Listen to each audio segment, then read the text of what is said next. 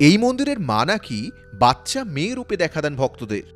মায়ের বাহন সাপকেও দেখা যায় মন্দির চত্বরে। ভগ্নপ্রায় এই টেরাকোটা মন্দিরে নেই কোনো মাতৃমূর্তি। শোনা যায় মন্দির প্রতিষ্ঠার সময় মা নিজে হেঁটেই মন্দিরের পেছনের পুকুরে নেমে গিয়েছিলেন।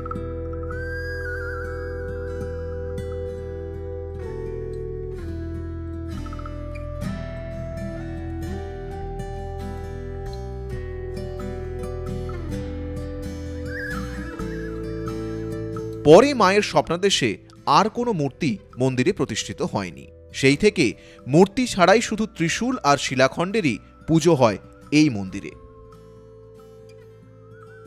সিঙ্গুরে পুরুষোত্তমপুরের কাছেই রয়েছে এই বন বিশালাক্ষী মন্দির। ভক্তদের কাছে মা খুবই জাগ্রত।